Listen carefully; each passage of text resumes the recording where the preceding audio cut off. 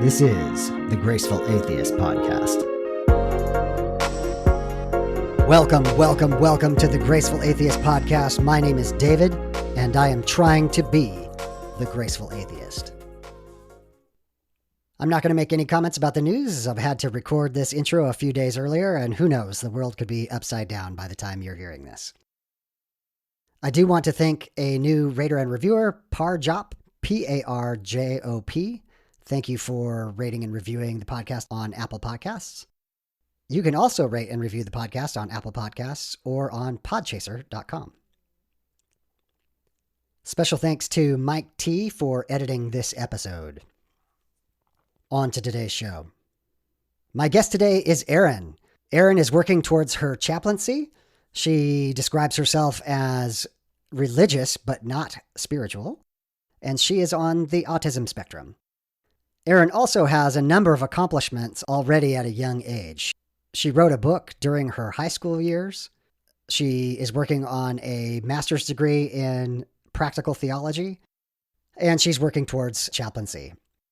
Her joy at life, her joie de vivre, is obvious as soon as you hear her. And I think her story is really important. I think her perspective coming from the autism spectrum is really significant. And she is ultimately doing good in the world. Here is my conversation with Erin.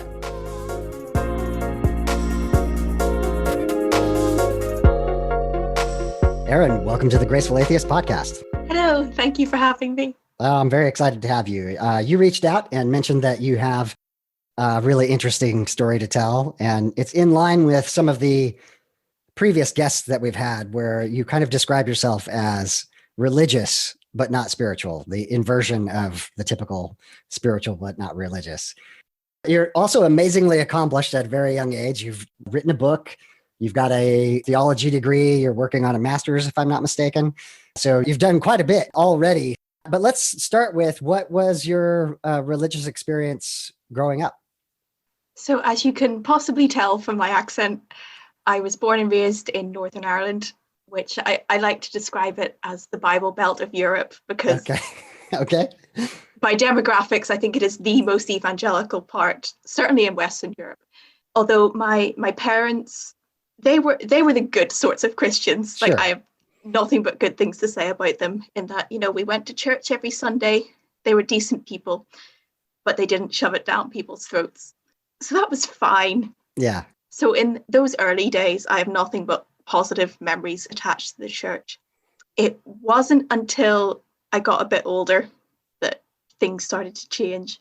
So in Northern Ireland, this gives you an idea of how evangelical it is. Mm-hmm. Whenever you start high school, everybody gets a Bible. Even though this is, a government school, everyone gets a Bible. Okay. Idiot society. I mean, you can refuse it if you want. So we all got our Bibles.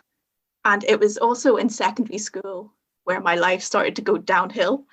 So I'm autistic, but I wasn't diagnosed until I was an adult. So school in general was just awful. Not because it was a bad school, just because I had no social ability whatsoever. So I was just dreadfully lonely. Oh, no. Okay.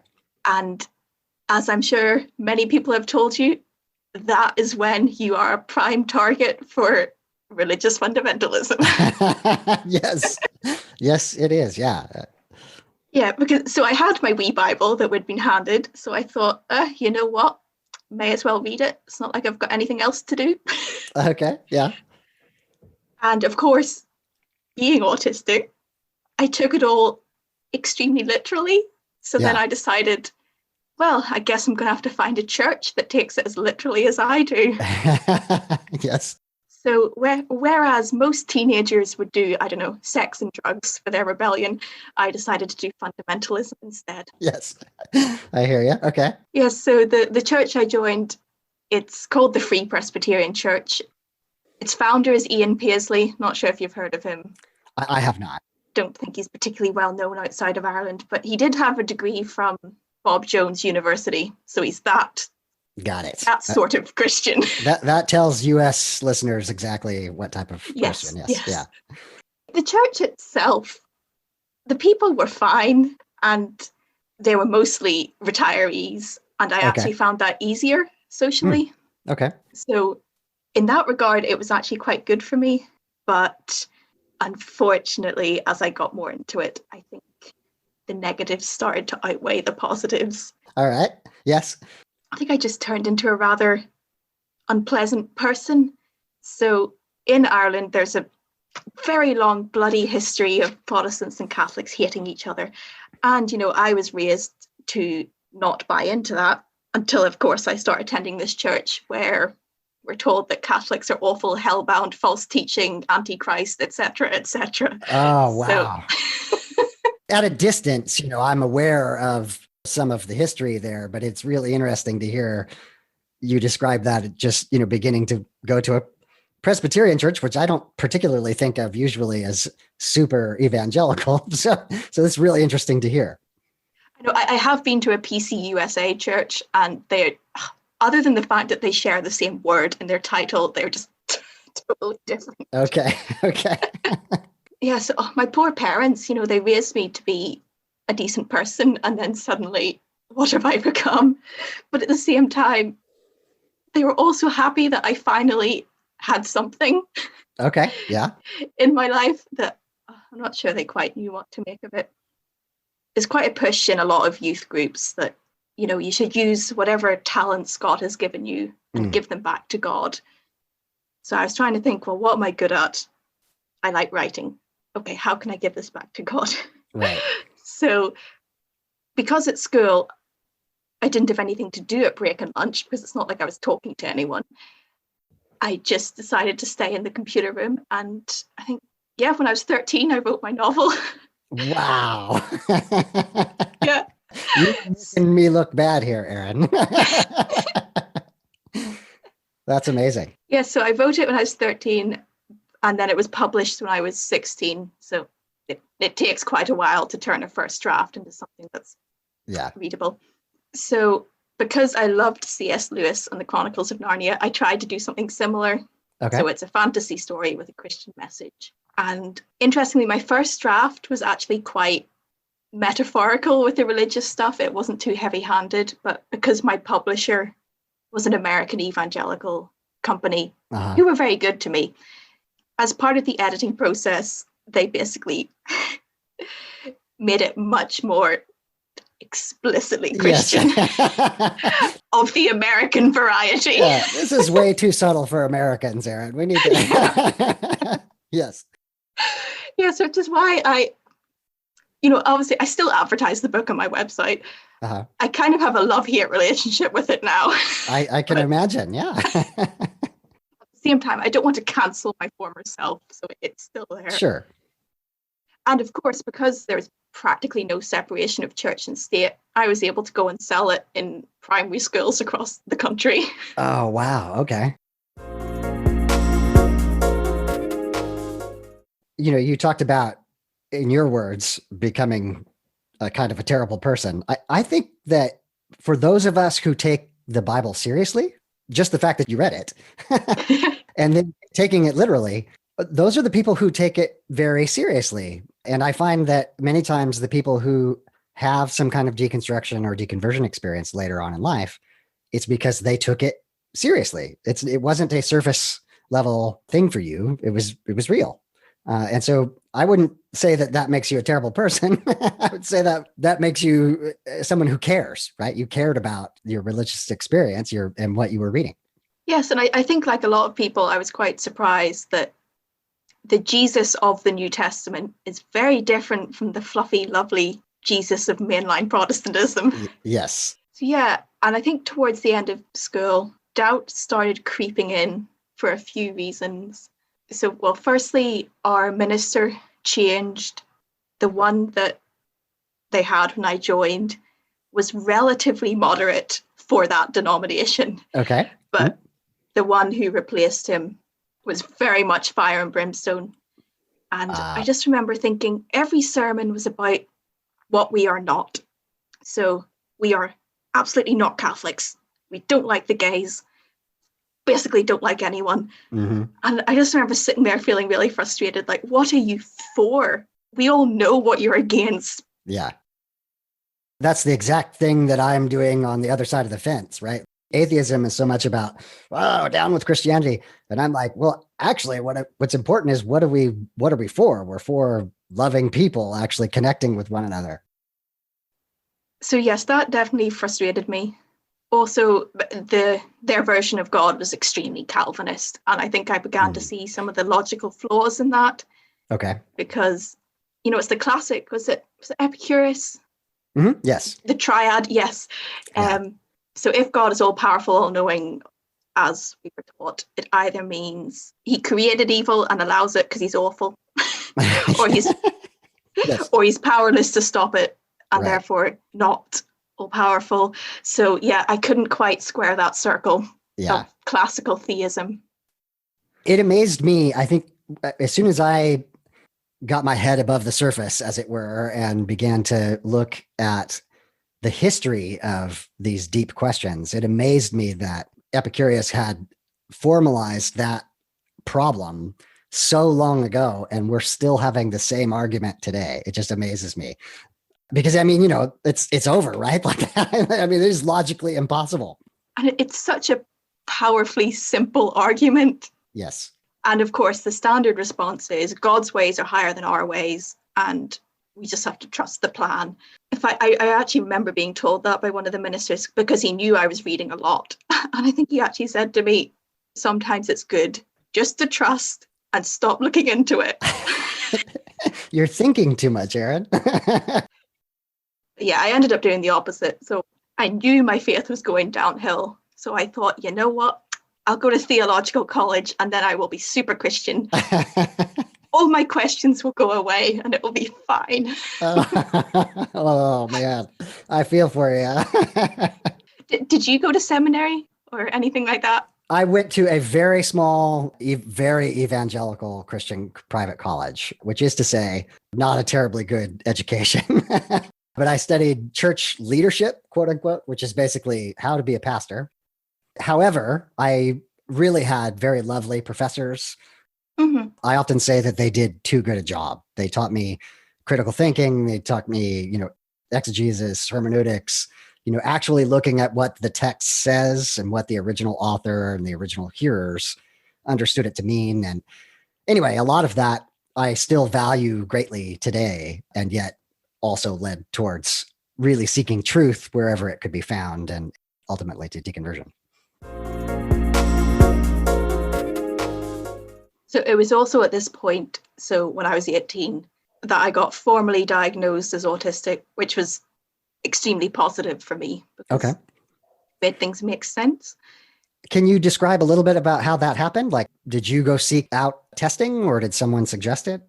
I mean, I'd been in therapy basically all of school because we knew something was wrong, but never quite got to the bottom of it. I had various different labels like anxiety or obsessive compulsive disorder, which weren't necessarily incorrect. They just didn't get the full picture.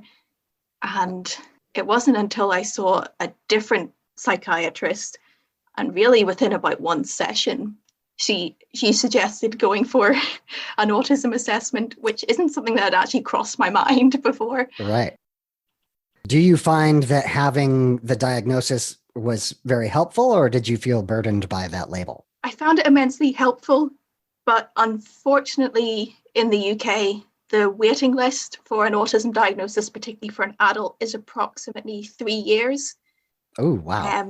And if I had have waited 3 years, I would have been graduated by then. I'm extremely privileged in that I had relatives rich enough just to buy me a private assessment, which I don't think is anywhere near as much as it would be in the US. Like, it was about £1,000, but still, that's a lot of money. Sure, yeah. And that came back. Well, back then we called it high functioning autism. I don't think we use that term anymore, but I do find it hard to keep up with the language because it changes so much. We mentioned off mic that the language sometimes can be complicated. Yeah. So I am what they used to call Asperger's syndrome, but we don't use Asperger's syndrome anymore because Asperger was a Nazi. Okay. All right. Oops. See, I was even unaware of that fact, so I'm learning something here. Yeah, I don't know an awful lot about it, but I know he has extremely questionable eugenics history and experimentation on children, and yet not good. Wow. Okay. Is there a terminology that you prefer for yourself? I think just bog standard autism is the easiest thing. Yeah. And when it comes to, is it autistic person or person with autism, I really don't mind. Like, Okay. as long as you say it nicely, I really don't mind. Okay.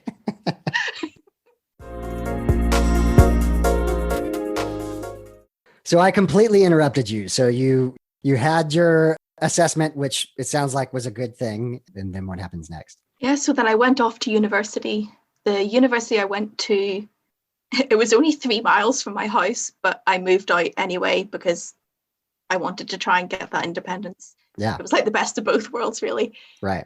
So the theological college I went to, it was a funny setup in that it was a Presbyterian run college and all the professors were Presbyterian ministers, but it was sponsored by, the normal state university, like the proper university. Okay. So I do have a proper degree.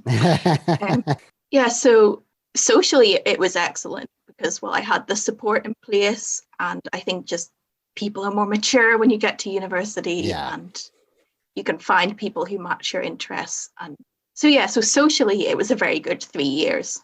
Our degrees are only 3 years. Okay. That doesn't surprise me. You guys are smarter over there.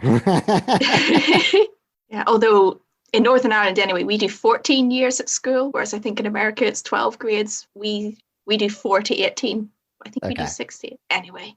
So socially it was excellent. And, I came out of my shell. I learned more about myself, but I felt like the more I became confident in myself as a person, the less confident I was in my faith, as it were. Which Interesting. Okay. Yeah. The opposite reason why I went to college. And it was just the same problem I'd had before, in that I couldn't just accept it. I had to think, which is the point of university. But I felt like it's almost like we started with our conclusion and then worked backwards to try and find the evidence for it. And surely you're supposed to do the opposite.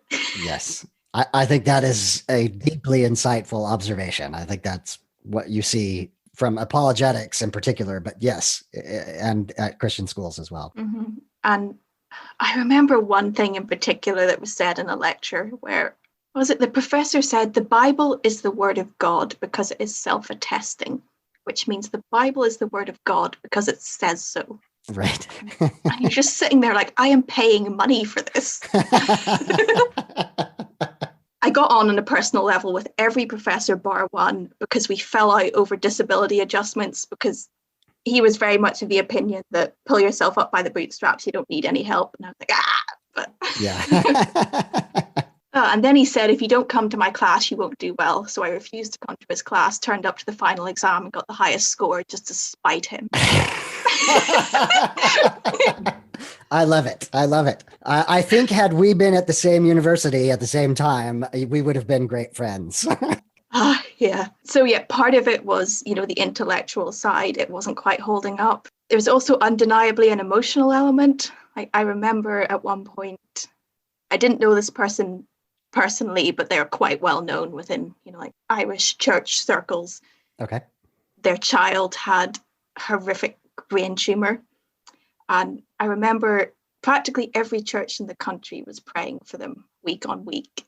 Mm-hmm. And whenever they showed improvement, it was praise God. Whenever they didn't, we just had to pray harder. Mm. And the whole thing just made me profoundly uncomfortable. I can imagine, yeah. And then it just drove me to the classic questions about prayer. The New Testament is really clear. There's a lot of verses that say, whatever you ask in my name, I will give it to you. And you can do the mental gymnastics to try and explain that away. But, yeah, when there's a kid deteriorating despite practically an entire country praying for him, it almost seemed the most logical explanation was that we were talking to thin air. Mm. So again, you were taking it very seriously. The reasonable expectation after reading the New Testament, and then the reality of the world don't match up. Yeah, and also on a personal level. So I have arthritis as well as autism. I'm a disaster. And there was a few rather embarrassing times where people tried to heal me of my arthritis, and guess what? It didn't work. Yeah. And again, it causes you to question why. Yeah. So as often happens, my view of God got more and more liberal until it practically wasn't there anymore. So I went from Calvinist to Arminian to Open Theist, to the point where I was like, I'm basically a functional atheist. Okay. All right. God for me had lost so many attributes that I eventually got to the point like, what am I even clinging on to? Did you go through a more of an agnostic phase of just, I don't know, or did you really go from open theism to, I don't think God exists? Well, I think that's where I've landed, agnosticism. I think that's just the most honest position, I think. Okay. Yeah. So I don't know if there's a God. I think the term functional atheist is probably quite fitting. That makes sense to me. Mm-hmm. And it seems honest. And I think that is a perfectly reasonable position to hold. So then for my final year dissertation, I decided to do my research on autistic adults in the church for obvious reasons. And also because everything that had been written was about children. So I thought, let's write something about adults specifically. And how did that go? Yeah, it went really well. I really enjoyed the project. It sort of gave me a taste for independent research, which I quite liked. But my findings were particularly interesting. There's quite a few studies that prove that autistic people are way more likely on average to be atheist or agnostic. Mm-hmm. Again, probably because we do think so logically and straightforward. Yeah. And I can't bring myself to do the mental gymnastics required. Yes. Sorry, that sounds terribly condescending. What is interesting, I think, about deconversions, so in my case, I very much did believe. I very much was doing those mental gymnastics until you have this moment of clarity where you recognize I'm doing mental gymnastics. And if I just stop making those assumptions, what does it look like? Yes. It's the opposite of born again. The scales fall from your eyes and you realize I have been taking things on given or taking things on somebody else's word without really investigating and really questioning myself. And, emotionally, it was very, very difficult because I did live in a Christian bubble. Yeah. And I don't think it's over dramatic to say it did feel like my life was falling apart because I just managed to build a nice social life for myself. Right. And then suddenly I was worried that was all going to go away. So it was a very unpleasant time in general. Okay. But the degree itself, it went very well. I was the highest scoring student in the college, which probably annoyed some professors. Good. That's awesome. Because all our work had to be double marked by the proper university, so that's why. Yes. And also, actually, while I was there, the state university decided to sever funding for the theological college because for a variety of reasons, but I think basically their teaching wasn't good enough for them. So those of us who had started were able to finish with our proper degrees. But I think from now onwards, I don't know what they'll do, but they're certainly not part of that university anymore. Okay. Can I ask you one more question about the research? And correct me if this is a simplistic understanding of autism. My observation of Christianity is, you just mentioned the word bubble, is that it is kind of socially enforced. You learn what the group, what the community believes is true, and you learn where the unwritten boundaries are. And when you cross them, you are corrected, right? You get a sense of, I can question this far and then that's too much. Or I can look at these resources, but outside this, outside of Christianity, those don't quite work. So my question to you is, my simplistic understanding of autism is that it's sometimes missing social cues or missing the implicit information within a community? And does that correlate to why maybe autistic people are more likely to be agnostic or atheist? I think that's definitely part of it. I think that's also part of why I ended up doing so well, because I didn't realize there's this doctrinal line you're not supposed to cross. Right. So I was drawing in all sorts of sources, John Shelby Spong to all these heretics that would not normally be cited in such a college. Another reason that some research suggests is that we don't tend to think teleologically, which means we don't tend to see an overarching meaning. Mm-hmm. So say, for example, that kid with the brain tumor I mentioned, all those teleological explanations, like for the glory of God, Satan's doing it, something like that. Right. None of them were satisfying, because I don't think that way. I just think in the here and now. I was like, the kid's cells are multiplying irregularly. He needs chemotherapy. Right. That's it. I don't see any supernatural component to this. Right. Exactly. So yeah, that's another reason why I think autistic people are less likely to be conventionally religious. Which I suppose brings us to why I am still calling myself religious but not spiritual. Yeah, so that definitely begs that question. Yes. Towards the end of college, and this was like the beginning of Corona time, because I graduated online. I think that's when I started to quote unquote come out as an agnostic / whatever I was. Okay. In fact, the first time it was even by accident, because I remember me and my friends, we were talking about existentialism, because good grief, we were nerds. As you do. And I think I was basically just saying how much I loved the idea of existentialism, that things just are, and that we just have to make the most of it.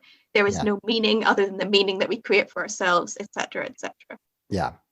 And then I think one of my friends was like, but where does God fit into that? And I think at that point I was just like, he doesn't. I think, and that started an interesting conversation. But compared to what I hear from a lot of people, I'm extremely lucky. I didn't lose any friends over it, because I think we were friends for the right reasons, not just because we thought the same way.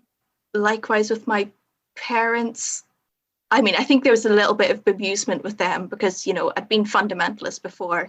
Now I'm coming home saying I'm an agnostic. I think they were just like, right, you'll be Muslim in 2 weeks. Yes. They sound like wonderful parents, I got to tell you. Yes, they really are. That's good to hear. I'm really glad to hear that your friends stuck with you, because I do feel like this process, you learn who your friends are and who maybe some people who are not your friends that you thought were. Yeah, and I think what a lot of people said very well-meaning is that, doubt is normal, but I think I'm beyond doubt. Right. I don't think doubt is sufficient to describe. Yeah. So I think we've covered the not spiritual part fairly well. Yeah. What is it about the Christian tradition then that you find useful or compelling? I still think Christianity and church communities can still be a useful part of someone's life. They can be seen as part of our culture, or kind of like an art form, without necessarily having to take it absolutely literally. An example I like to give is secular Judaism. So the Jews are way ahead of us in this regard, because, I mean, particularly in Europe, quite a high proportion of Jews are functionally atheist, but they keep the rituals and the sense of community. So basically they keep all the good bits of the religion and manage to dispense with the bad bits. Yeah. And people accuse me of cherry picking, and I say, yes, that is exactly what I am doing. Exactly. I'm going to have Meir from Two Christians and a Jew, which is their title, not mine. And he's an Orthodox Jewish person, and we're going to chat. And one of the questions I'll ask him is about secular Judaism, right? And the secular humanism that I think is very influenced by Judaism. And the reason I bring this up is I often hear from Christian apologists that humanism gets all of its ideas from Christianity. And I want to say, first of all, I think these ideas long predate Christianity. But beyond that, if anything, modern secular humanism is mostly influenced by secular Judaism, right? Yes. This idea of, hey, we're a community. We still need to have rituals in which we connect with one another and find purpose and meaning. And we don't need anything else beyond that. Yes. So the Bible has some truly horrendous bits. It also has some bits that are quite decent. And it really is just, trying to apply a utilitarian lens. So anything which we can use to create more happiness for the greatest amount of people should be kept. Anything else, we can appreciate it in a literary sense or a historical sense without needing to take it so literally. Right. And I think to a lot of Americans in particular, I don't think this form of Christianity is quite as popular as it is in Europe. To give you an idea, in the Protestant Church of the Netherlands, 1 in 6 of their pastors are open atheists. Oh, wow. Okay. Because Europe. Yeah. In Scotland, where I live now, my theological hero is a bishop called Richard Holloway, and he was an agnostic. Okay. So yeah, I'm certainly not the only one who is attempting to keep the traditions and the community of Christianity without the harmful doctrine. Right. I do want to just say here that I do think the community aspect, the connection between human beings, is the good part of Christianity. And if you can salvage that, then wonderful. That's fantastic. I have one question for you. I've often said that the most dangerous word in English is God. Oh, yes. And what I mean by that is that you could ask 1,000 different people what or who God is, and you would get 1,000 different answers. Exactly. So how do you interpret the good parts of Christianity, the community parts, the ritual parts, without having supernaturalism kind of sneak in accidentally? Yeah, there was an Anglican bishop called John Robinson last century. He argued that because of what you said, that God has been redefined into oblivion, that we should just dispense with the word altogether. Obviously, that's not going to happen. Right. I quite liked his idea. So looking at it from a purely, psychological or anthropological point of view, I quite like what Don Cupid says in that God is essentially just an anthropomorphized version of our highest ideals. Yeah. So you can tell a lot about a person based on the God they worship. Yeah. So when I talk about God, if I must, yes, it is basically just an anthropomorphized form of my highest ideals, which is things like love, to be cliche, kindness, cooperation, beauty, progress, etc., etc. All of these things, that is what I am thinking of whenever I say praise God. Okay. I am well aware that the person sitting next to me in the pew has a completely different interpretation. And I think that is fine as long as we both respect each other. And that's actually something I really like about the Scottish church. It's a very broad church in that, you've got everything from evangelicals to agnostic atheists, all using the same liturgy, but interpreting it very differently. Right. But we're all sharing cups of tea together. Before the pandemic. Yes. Back when we can be fully human. Yes. Yes. So I don't think I could ever go back to an evangelical church. I mean, well, who knows? But certainly at the minute, I don't think I could. But I'm quite happy in the tradition I'm in at the minute because there is room for a very wide variety of opinions. And what do you see your role in the church as you see it? So right now I'm studying a master's degree in chaplaincy because I really like chaplaincy. I did a bit on just on a voluntary basis when I was at college. And I feel like a lot of the people who are too theologically left field to be priests end up as chaplains. Okay. Okay. Yeah. Don't know if they'd appreciate me saying that or not. But I think it's a much more practical form of having faith. So it takes the best bits of what Jesus was doing. So he hung out with people who were ostracized from normal society. And that is quite often what a chaplain does, whether they're in a hospital or a prison or wherever. It's almost like a combination between a priest and a social worker. Mm. And in terms of the spirituality of it, it's very much driven by the person. So if they have a very strong faith in a supernatural God, then that's what we go with, because it's all about helping them, not imposing my views. Likewise, quite a lot of our clients end up being atheists, and they don't want to talk about God. They just want to talk about, I don't know, their children. Yeah. We're here for that. I think you've just described the thing that I found as a teenager so compelling about Jesus, is that in his time, he was calling out the hypocrisy of the religious leaders. He was spending time with the people who were rejected, who were isolated. He was actually caring for people, literally, if you take the story literally, feeding people. And it sounds like that is your idea of what a chaplain does, right? To do the gospel. Yeah. So my full degree title is a Master of Practical Theology. And it's that practical focus that I really like. Yeah. The way of Christ can still have potential in the modern world if we can somehow detach it from this idea of Jesus being the second person of the Trinity, hypostatic union, pre-existing, eminent from the Father, blah, blah, blah, blah. Yes. You got to throw in hypostatic union. Yeah. I love it.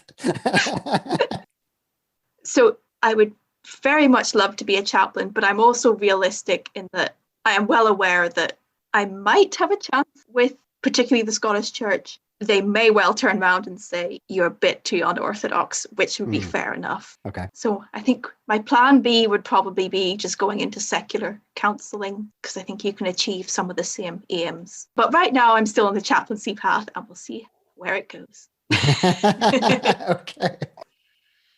I don't want to oversimplify what you do or what you see as kind of mission for you, but have you worked with other people on the autism spectrum? Not directly, actually, but my most favorite form of chaplaincy ever was Maritime Chaplaincy. So that is working with like the crews of cargo ships. Okay. And I found that immensely interesting because these people, they live on a confined ship for months of the year, very little company. It's like living in their own world within a world. And that's how I felt like I was prior to my diagnosis, Interesting. trapped in my own world. I know how meaningful it can be if someone breaks into that world and just makes you feel seen, like an actual person. Yeah. And I feel like that's what we were doing when we visited ships. It could be something simple, like just bringing phone cards or tacky Irish souvenirs. But yes. It just meant an awful lot to the people that we visited. And I thought, this is the gospel. Like, yes, I would happily do this for the rest of my life if I could. Yeah, that's awesome. So, Erin, let me ask you, what are some resources that you suggest? Let's say somebody who is either questioning their faith or someone who has discovered they're on the spectrum. What are some resources that you found useful? My most favorite theology book is Doubts and Loves by Richard Holloway. He's the agnostic bishop I mentioned. Okay. Because I just think that it's not a very long book, but I think it does a fantastic job of laying out how some of the tenets of Judaism and Christianity can still be carried forward into a secular world. So I like that book a lot. As for someone who's newly diagnosed, I think one of the great things of the internet age is that there's so many resources out there. The Autism Faith Network, I will always recommend. I love them. Okay. I interviewed the lady who founded it for my dissertation. So yeah, if you're still attending church and you have got a diagnosis, I definitely recommend getting in touch with them. There's also a guy called Lamar Hardwick. I am probably mispronouncing his name, but he calls himself the autism pastor because, as the name suggests, he is a pastor with autism. And his books are very good. Excellent. So we're doing this episode as more of a Deconversion Anonymous episode. So I'm not going to ask you to give information about how to contact you, but if people are interested, is it okay if I forward like emails that come to me to you? Yes. Okay. I mean, I'm sure if people are able to put the pieces together, they could probably find me. But yeah. And honestly, that's how I am too, right? It's like I just say it's 95% anonymous. Yeah. A dedicated person can figure this out. It's not complicated. Yeah. But no, I love talking to people. And in fact, I've found quite often that people say to me that I'm saying out loud what they've always thought, but are too scared to say. Yes. So, Erin, I really appreciate what you are about, what you are doing in the world. I think, to use my terminology, that you are expressing secular grace within this religious but not spiritual framework. And I wish you all the best. I hope that you become a chaplain and get to do everything that you've described here. Thank you. And thank you so much for this podcast. I think I've listened to it for a long time. And I think if we had more atheists like you, maybe Christians would realize that they're not the scary monsters that we think they are. Well, thank you for being a listener. I appreciate it. Erin, thank you so much for being on the podcast. Thank you.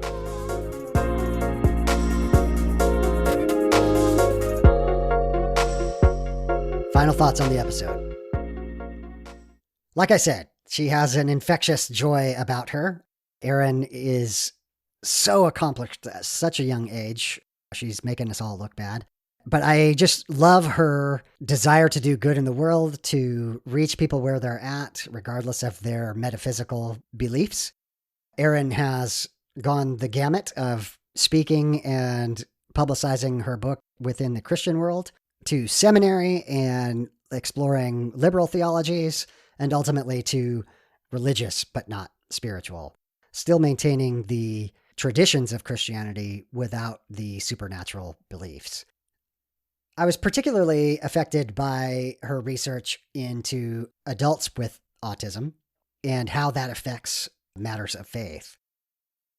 What we discussed in the episode, I think, was really important, that so much of faith is the community expressing what to believe.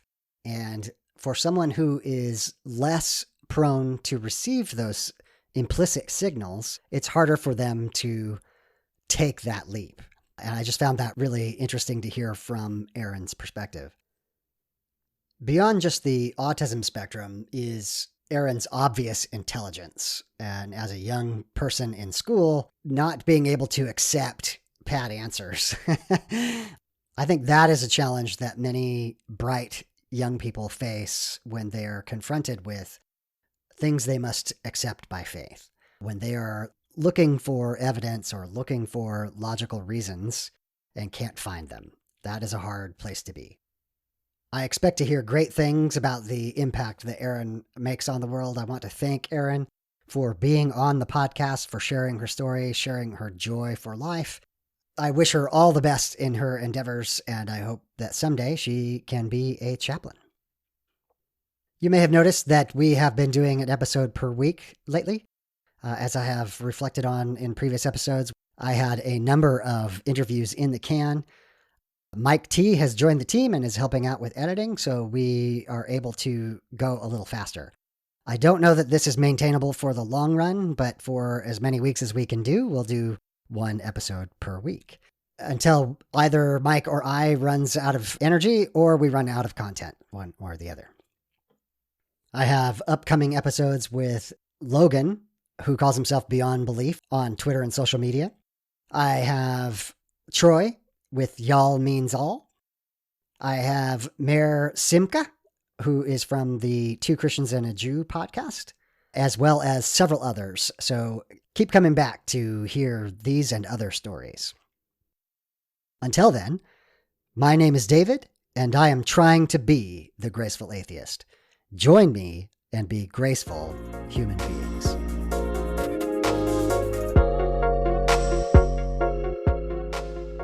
Time for the footnotes. The beat is called Waves from Mackay Beats. Links will be in the show notes. If you'd like to support the podcast, you can promote it on your social media. You can subscribe to it in your favorite podcast application, and you can rate and review it on podchaser.com. If you have audio engineering expertise and you'd be interested in participating in the Graceful Atheist podcast, get in touch with me. Have you gone through a faith transition and do you need to tell your story? Reach out. If you are a creator or work in the deconstruction, deconversion, or secular humanism spaces and would like to be on the podcast, just ask. If you'd like to financially support the podcast, there's links in the show notes.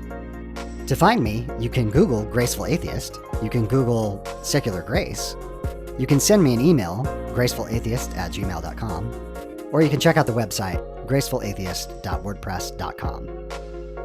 My name is David, and I am trying to be the Graceful Atheist. Join me and be graceful human beings.